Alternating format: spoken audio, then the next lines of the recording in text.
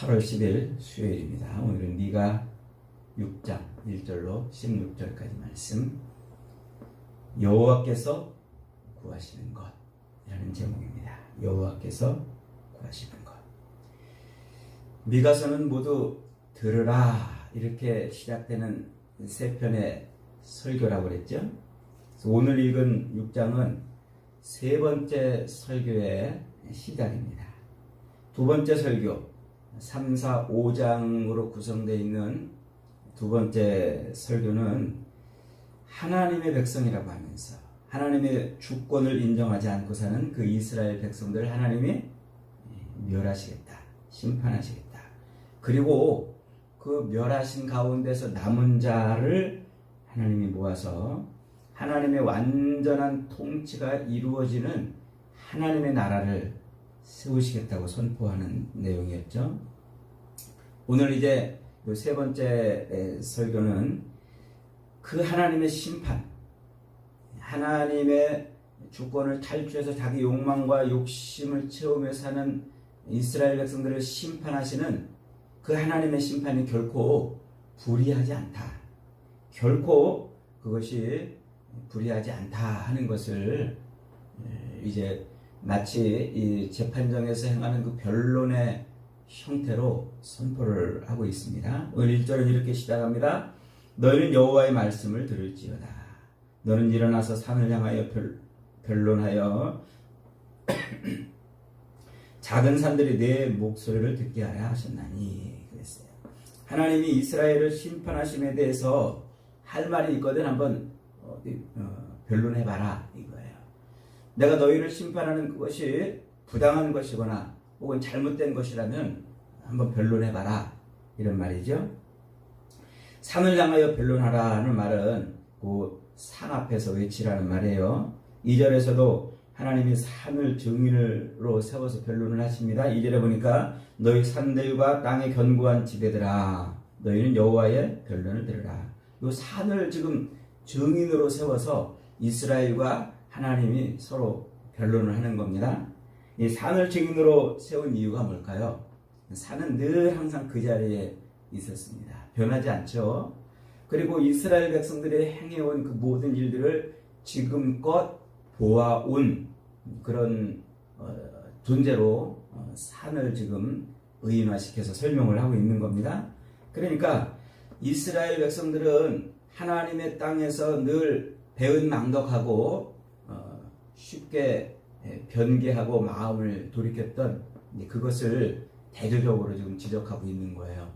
산은 변하지 않고 늘 그 자리에 그대로 있지 않습니까? 3절로 5절은 하나님께서 예적부터 지금까지 이스라엘 백성들에게 행하신 일이 어떤 일인지를 소개함으로써 이스라엘을 심판하시는 하나님의 그 심판이 정당한 것을 지금 선포하고 있습니다. 3절에 보니까 이르시기를 내 백성아 내가 무엇을 네게 행하였으며 무슨 일로 너를 괴롭게 하였느냐 너는 내게 증언하라. 내가 부당한 일로 너희를 심판하고 부당한 일을 너희에게 행했다면은 내가 지금 너희를 심판하는 이 심판이 부당한 것이겠지만 내가 너희에게 행한 일이 그렇게 부당한 일이 없다라고 말씀하고 있어요. 4절은 이렇게 말합니다. 내가 너를 애굽 땅에서 인도하여 내어 종노릇 하는 집에서 속량하였고 모세와 아론과 미리암을 네 앞에 보냈다. 하나님과 이스라엘 백성들에게 있어서 가장 중요한 사건은 바로 이 출애굽이에요. 출애굽. 그래서 이 이스라엘을 하나님의 백성, 하나님 나라의 백성으로 삼는 그 사건이 바로 출애굽이에요.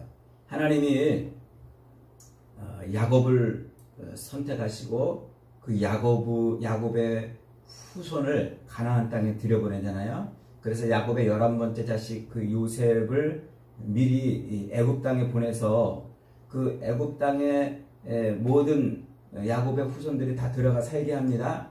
그리고 약 400여 년을 그곳에서 보내게 하면서 수많은 후손으로 크게 만들었어요. 성장하게 한 거죠. 그 민족을 만들어낸 거예요.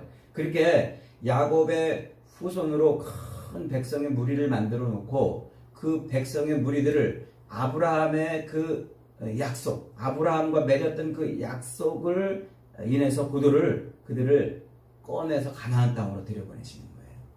그러니까 이스라엘 백성들을 애굽에서 꺼내서 가나안 땅으로 들여보내는 그 출애굽은 아브라함과 맺었던 그 언약을 지키는 것임과 동시에 그 야곱의 자손들로 이루어진 그 후손을 이스라엘 백성, 하나님의 백성으로 만들어 내는 일을 하신 거죠. 그래서 그 출애굽이 굉장히 중요한 의미가 있어요. 그 출애굽을 할 때 하나님이 그들을 뭐 하셨다고 지금 말씀하고 있어요? 속량, 값을 지불했단 말이에요. 하나님이 애굽에 있는 이스라엘 백성들을 자기 백성으로 삼기 위해서 하나님이 값을 지불했다 하는 것이죠. 그래서 이스라엘 백성들은 값을 지불하고 하나님이 자기 백성을 삼은 하나님의 백성들인 거예요. 하나님의 백성들. 이게 이제 신약으로 넘어오면은 예수 그리스도께서 십자가를 짊어지고 죽으시고 그리고 자기 백성들을 구원하시는 일을 행하시잖아요. 그 일을 행하실 때 그 십자가를 짊어질 때 가룟 유다가 은전 30냥으로 예수님을 팝니다. 이게 이제 그 율법을 이루는 것인데 그게 속량의 값을 지불하는 거예요. 대신 값을 지불하는 거. 우리 호세아 선지서를 공부했습니다마는 하나님이 호세아로 하여금 결혼했다가 바람을 피고 딴 남자들을 만나는 그 여인을 은전 30을 주고 다시 값을 주고 데려와서 다시 가정을 꾸미도록 만들어 주시잖아요. 그게 신명기 율법에서 그 배상의 책임을 지는 율법을 완성하는 겁니다.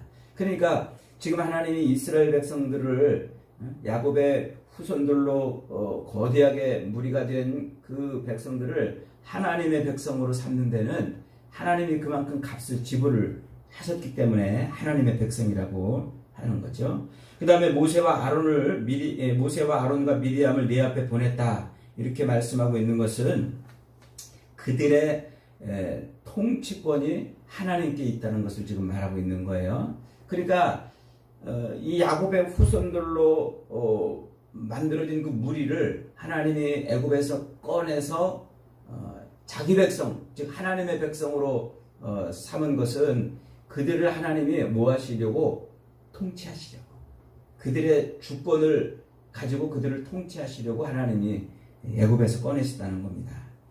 그 다음에 이제 모압 왕 발락과 부올의 아들의 그 발람, 그들이 행한 일을 기억해 보라고 지금 말씀하세요. 이 모압 왕 발락과 부올의 아들인 이 발람이 행한 요 일은 민수기 22장부터 24장까지 아주 자세하게 기록이 되어 있죠. 이스라엘 백성들이 광야를 진행하고 그 모압 땅 옆을 이렇게 지나가려고 하자 이 모압 왕 발락이 위협을 느낍니다. 그래서 그들을 어떻게 좀 해보려고 하는데 그들에게 이스라엘 백성들이죠. 이스라엘 백성들에게 하나님이 있다는 사실을 알게 돼요. 그래서 그 이스라엘 백성들을 하나님의 이름으로 저주를 하고 싶어 해요. 그래서 이 이스라엘 백성들을 저주할 선지자를 찾는데 그 선지자가 이제 발람이에요. 그래서 발람에게 뇌물을 줘요. 뇌물을 주고서 이스라엘 백성들을 저주하도록 하나님의 이름으로 저주하도록 그렇게 하죠. 그런데 이제 하나님께서 그 발람의 입을 막죠. 당나귀를 통해서 발람을 꾸짖어서 오히려 발람으로 하여금 저주가 아닌 이스라엘 백성들을 축복하게 하는 일을 행하게 하셔요. 그래서 이스라엘 백성들은 하나님의 축복을 받는 존재라는 것을 세상에 드러내시죠. 이제 그 다음으로 시딤에서부터 길갈까지의 일을 기억해보라 이렇게 말씀하셔요. 시딤은 이스라엘 백성들이 요단강을 건너서 가나안 땅으로 들어가기 위한 마지막 주둔했던 장소가 바로 시딤입니다. 그리고 그 요단강을 건너면 그 건너편 땅이 길갈 땅이에요. 요단강은 저 한강처럼 아주 넓은 강이 아니고 그저 폭이 그냥 조그마한 그런 작은 강이에요. 그래서 뭐 건너는데 그렇게 큰 어려움을 겪는 강은 아닌데 그 요단강을 짧은 요단강을 사이에 두고 이 시딤과 길갈 이렇게 서로 마주보고 있는 땅이에요. 그러니까 요단강을 건너면 첫 번째로 닿는 곳이 바로 길갈이었던 것이죠. 그런데 요 두 장소를 넘어오기까지는 상당히 많은 일들이 벌어졌어요. 첫 번째로는 그 시딤에서 이스라엘 백성들이 모압 여인과 음행한 일을 행하게 되죠. 그래서 모압 여인들에게 마음을 빼앗겨서 음행한 일을 행하고 우상을 섬기는 그런 일이 벌어져요. 그 다음에 이제 또 이스라엘 백성들이 그 광야 행진 도중에 할례를 받아요. 그 할례를 받음으로 신체적으로 굉장히 고통 가운데 있는데 그 고통 속에서도 하나님이 그들을 외적의 침입으로부터 지켜주지요. 그 다음에 이제 마지막으로 이스라엘 백성들이 그 가나안 땅을 들어가는데 요단강을 건널 때 어떤 일이 벌어져요? 제사장들이 언약궤를 메고서 그 언약궤 맨 제사장들이 요단강에 발을 대는 순간 요단강 물이 마르죠. 그래서 이스라엘 백성들이 발에 물 한 방울 묻히지 않고 요단강을 건너는 이런 일을 경험해요. 마치 그 출애굽 때 홍해를 건넜던 출애굽의 1세대들이 홍해를 건넜던 사건처럼 요단강을 그렇게 2세대가 건너는 일입니다.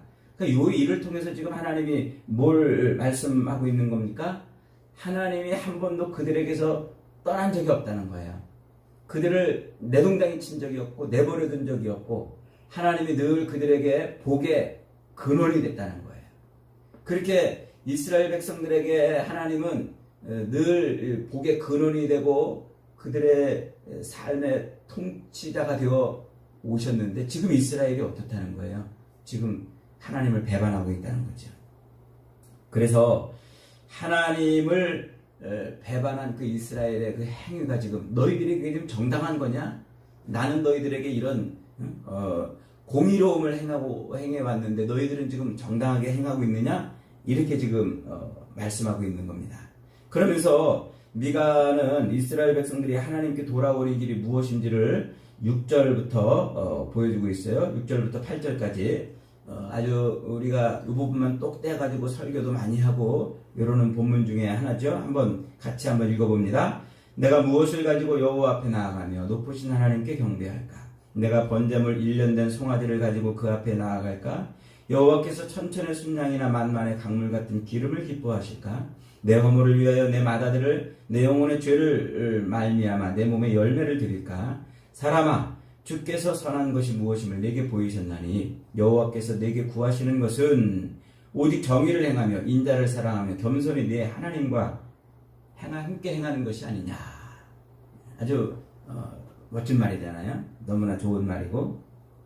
그러니까 지금 미가가 이스라엘 백성들에게 외치고 있는 이 말씀이 뭐냐면 하나님이 이스라엘 백성들에게 원하시는 것, 이스라엘 백성들에게 요구하시는 것은 종교적인 제의 행사를 통해서 종교적인 제의 행위를 통해서 하나님을 제사하고 하나님을 예배하는 것이 아니라는 거예요.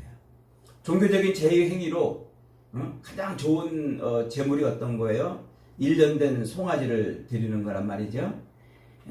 그렇게 1년 된 송아지로 가장 좋은 제물로 하나님께 제사하는 것, 혹은 천천의 순양과 만만의 강수 같은 기름, 많은 양의 제물을 드리는 그 제사 행위, 심지어는 이방인들이 가장 최고의 제사라고 여겼던 그 인신공양, 아들을 죽이는 거죠.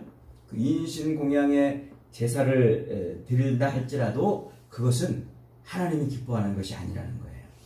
하나님이 이스라엘 백성들에게 요구하시는 것은 종교적 제의 행위를 통해서 하나님 앞에 나오는 것이 아니라 살아계신 하나님과 뭐 하는 거예요? 교제하고 교통하는 거예요. 살아계신 하나님과 교제하고 교통하는 것. 정의를 행하는 것이라고 그랬는데 이 정의를 행한다는 말은 하나님의 공의로움을 드러낸다 이거예요. 하나님의 의로우심을 삶에서 드러내는 거예요. 그리고 하나님의 의로우심을 삶에서 드러내는 행위는 곧 그들이 하나님이 시내산 밑에서 선포하신 그 율법을 따라 사는 것밖에 없어요. 율법을 따라서. 그리고 인자를 사랑한다라고 했어요. 인자라는 말은 헤세드라고 그랬죠. 헤세드. 이것은 이미 우리가 시편을 공부할 때 여러 번 배운 단어입니다. 인자란 하나님의 언약에 근거한 사랑이라 그랬어요. 그러니까 이 인자를 사랑한다는 것은 하나님의 그 언약, 그 약속을 붙들고 그 약속을 인해서 하나님을 사랑하는 거예요. 마치 부부가 결혼을 할 때 결혼 서약을 함으로 그 서약 안에 묶여서 사랑을 하는 것처럼 그렇게 하나님의 언약 안에서 사랑을 나누는 거죠. 그것이 인자를 사랑하는 겁니다. 그 다음에 겸손히 내 하나님과 함께하는 것이라고 그랬어요. 하나님의 통치하심을 인정하는 거예요. 하나님의 주권을 인정해드리고 하나님의 하나님 되심을 온전히 드러내는 것. 그것이 바로 하나님이 이스라엘 백성들에게 요구하시는 거예요. 이스라엘 백성들에게 종교적 제의 행위를 통해서 하나님을 섬길 것을 요구하시는 것이 아니라 하나님의 의로우심을 드러내고 하나님의 하나님 되심을 드러내고 하나님의 그 언약을 붙들고 하나님과 동행하는 것. 이것이 하나님이 이스라엘 백성들에게 원하는 것이었어요. 그러나 이스라엘 백성들은 그 하나님의 백성의 삶, 그렇게 하나님의 공의를 드러내고 언약을 붙들고 사는 하나님의 하나님 되심을 드러내는 그 하나님의 백성의 삶, 그 삶을 버렸어요. 버리고 자기 욕망과 욕심을 채우는 삶을 사는 거예요. 그래서 자기의 욕망과 욕심을 채우고 살기 위해서 그들은 강포를 행했다고 그랬어요. 야비하고 거친 행동들을 하는 것을 말해요. 그 다음에 거짓이 일상화됐어요. 거짓이. 또한 사람을 속이고 배반하는 일이 만연되었어요. 자기 욕망과 탐욕을 채우기 위해서 아주 거칠게 행동하고 남을 속이기도 하고 거짓말이 일상화되고 그런 삶을 사는 거죠. 그래서 16절에는 그들의 죄악을 이렇게 요약을 하고 있어요. 16절 한번 있습니다. 너희가 오므리의 율례와 아합집의 모든 예법을 지키고 그들의 전통을 따르니 내가 너희를 황폐하게 하며 그 주민을 사람의 조속거리로 만들리라. 너희가 내 백성의 수욕을 담당하리라. 이 오므리의 율례와 아합집의 모든 예법을 지키고 전통을 따랐다 그랬어요. 이 오므리라는 사람은 북이스라엘의 6번째 왕입니다. 이 아합 왕의 아버지이기도 하지요. 그러니까 여로보암 1세로부터 이 시므리 왕까지 5명의 이 왕이 바뀌는 동안 북이스라엘은 계속 권력 투쟁이 이어졌어요. 그래서 왕들을 죽이는 쿠데타가 거의 자주 일어났죠. 그래서 이제 이 오므리도 시므리를 죽이고 자기가 왕이 됐습니다. 이 왕권을 굉장히 강화를 합니다. 강화를 해서 약 한 50년 정도 이 이스라엘을 통치하는 평화의 시대를 열어요. 그래서 이 오므리는 자기 아들 아합에게 이제 왕권을 넘겨주게 되죠. 그리고 그 아합의 아들 아하시아나 그리고 또 그 손자 여호람까지. 그러니까 오므리는 증손자 여호람까지 약 한 50년 동안 통치를 하는데 이때가 북이스라엘의 가장 평화적인 시기라 이렇게 말할 수가 있습니다. 그런데 이때 이 오므리는 저 남쪽 유다와 우리는 하나다. 우리는 서로 한 동포요, 한 동족이다. 요즘 저 북한이 우리 민족끼리 이러면서 슬로건을 내걸고 남쪽과 우리가 하나다라고 말하고 있는 것처럼 말이죠. 오므리도 이제 그렇게 남유다 왕들에게 우리가 너희와 서로 대척할 것이 뭐냐, 서로 우리가 하나다, 이런 슬로건을 내걸고 평화의 그런 교섭을 합니다. 그리고서는 자기 아들 이 아합과 아합의 딸을 유다의 여호람 왕과 이렇게 결혼을 시켜요. 결혼을. 그러니까 이 남유다와 아주 이렇게 하나가 되는 정책을 펴게 되죠. 그리고 또 이 아합은 이제 왕이 되면서 저 북쪽에 그 시돈에 있는 이세벨이라는 이방 여인을 아내로 맞아들여요. 아주 악독한 여인 아닙니까? 그래서 이 이세벨을 아내로 맞아들여 가지고 한 일이 뭐냐면 북이스라엘 땅에 있는 모든 여호와의 종교를 믿는 섬기는 제사장들을 다 죽여버려요.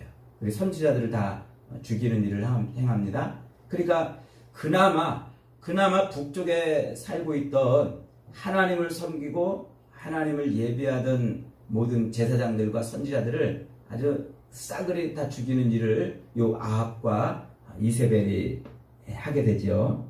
그 다음에 이제 오므리의 그 손자와 증손자는 남쪽 이 왕들과 이렇게 교류를 하게 하면서 왕들의 이름이 똑같아요. 아합의 아들 아하시아와 그 다음에 손자 여호람이 북쪽에 이 여호람과 아하시아 이 왕으로 이렇게 이름이 똑같게 되는 일을 해요. 그러니까 아주 굉장한 밀접한 교류가 이제 있는 거예요. 그렇게 교류가 있으면서 어떤 일이 벌어지냐면 이 남쪽에도 예루살렘 성전에 우상을 가져다 놓는 일이 벌어지고 그 다음에 이 남유다 전역에 산당들을 세우는 이런 일들을 이렇게 본격적으로 진행을 합니다. 그리고 무엇보다도 더 기가 막힌 일은 이 아합과 이세벨의 딸인 아달랴를 남쪽의 왕 여호람과 결혼을 시켜요. 결혼을 시켜가지고 북쪽의 그 우상을 섬기는 종교를 퍼뜨리기 시작하는데 이 여호람이 이제 죽습니다. 그리고 아하시아도 이 예후에 의해서 북쪽의 예후에 의해서 죽임을 당하죠. 그러니까 자기 아들 아하시아가 죽자 자기 남편도 죽고 아들 아하시아도 죽으니까 이 아달랴가 얼른 자기 스스로 왕이 돼요. 왕이 돼가지고 다윗의 후손들 그리고 자기 아들의 자식들 그러니까 이 자기 아들의 자식들이니까 손주들 아닙니까? 그 손주들을 아주 싸그리 다 죽이고 그런 일을 벌여요. 다윗의 씨를 말리려고 하는 일을 행하는 거죠. 기가 막힌 일을 한 겁니다. 이렇게 이 오므리 시대에는 아주 이 북쪽과 남쪽은 아주 최악의 시기를 보내죠. 그래서 역사상 가장 아주 비극적이고 가장 타락한 시기를 보내는 게 바로 이 오므리와 아합의 시대입니다. 다윗을 통해서 세워진 하나님의 왕대심과 하나님의 통치하심이 완전히 무너지는 그런 시대를 보내죠. 결국 그 죄악 때문에 남과 북이 서로 섞여가지고 다윗의 씨를 말리고 하나님의 언약의 줄기를 끊어버리려고 하는 이런 일들 그리고 예루살렘 성전에서 드려지는 율법에 따른 제사를 파괴시키는 이제 그런 죄악을 인해서 이스라엘을 심판하시는 거예요. 이것이 심판의 정당한 근거라는 것이죠. 그러니까 마치 지금 오늘 본문은 재판정에서 최후 변론을 하는 것처럼 내가 너희들을 심판하는 것이 부당하다고 생각하냐? 그러면 한번 최후 변론을 해봐라 하면서 하나님도 그들에게 이제 마치 최후 변론처럼 이 오므리와 아합의 예법대로 행한 그 죄를 하나님이 들춰내고 있는 거죠. 여러분 오늘 본문에서 하나님이 이스라엘 백성들에게 요구하시는 것이 뭐라고 말씀하고 있습니까?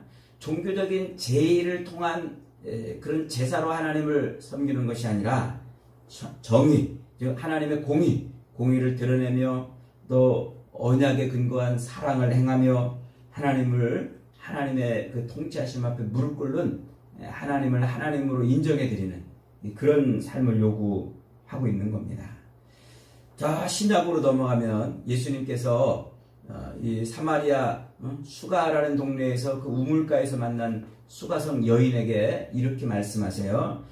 요한복음 4장 21절로 24절에 예수께서 이르시되 여자여 내 말을 믿으라. 이 산에서도 말고 예루살렘에서도 말고 너희가 아버지께 예배할 때가 이르리라. 23절에 아버지께 참되게 예배하는 자들은 영과 진리로 예배할 때가 오나니 곧 이때라. 아버지는 자기에게 이렇게 예배하는 자들을 찾으시니라. 하나님은 영이시니 예배하는 자가 영과 진리로 예배할지니라. 그러니까 그 사마리아 지역에 가서 그 사마리아 여인이 옛날 그 조상들의 전통에 따라서 그 그리심산에서 우상을 섬기는 형태로 하나님을 예배하는 그런 식으로 예배하는 것을 지금 예수님이 이제 그 시대는 끝났다고 말씀하고 있는 거죠. 역시 예루살렘에서도 온전하게 하나님의 율법대로 드려지는 제사가 아닌 자기들 멋대로 탐욕과 욕망에 드려지는 그 제사를 폐하시겠다고 지금 말씀을 하시는 거예요. 그러면서 저 북쪽의 전통에 따라 드려지던 그런 제사나 남쪽 예루살렘에서 드려지는 제사가 이제 폐해지고 하나님을 예배하는 자는 영과 진리로 예배하라 그래요. 이 영으로 예배한다는 것은 하나님과 교제하고 교통하는 것을 의미한다고 그랬죠. 그리고 진리로 예배한다는 것은 진리를 알지니 진리가 너희를 자유케 하리라. 그 진리가 바로 예수님 아니십니까? 그러니까 하나님과 교제하고 교통하는 그리스도 안에서 예수 그리스도 안에서 하나님과 교제하고 교통하는 것이 하나님을 예배하는 거예요. 그것이 곧 이제 하나님의 통치 앞에 무릎을 꿇는 거 아닙니까? 그래서 우리가 예수 그리스도의 그 십자가를 믿으면 우리는 하나님을 왕으로 고백하는 거예요. 예수님을 내 인생의 주인으로 고백하는 거죠. 하나님의 통치 앞에 그렇게 완전히 무릎 꿇고 내 삶의 주권을 다 하나님께 이양해 드리고 사는 거란 말이죠.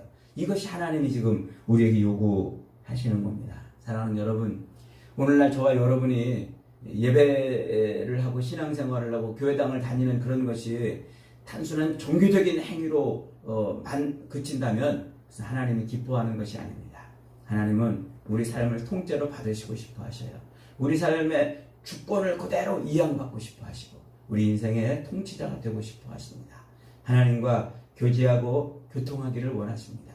저와 여러분이 오늘도 살아계신 하나님을 섬기고 예배하는 그런 인생들인 줄 믿으시기 바랍니다. 그래서 영과 진리로 예배하는, 즉 살아계신 하나님께 삶의 이 주권을 고스란히 이양해드리고 우리 주님과 교제하고 교통하는 그런 믿음으로 살 수 있기를 바랍니다. 그래서 하나님의 하나님 되심을 온전히 드러내는 복된 인생들이 다 되시기를 주님의 이름으로 축복합니다. 아멘.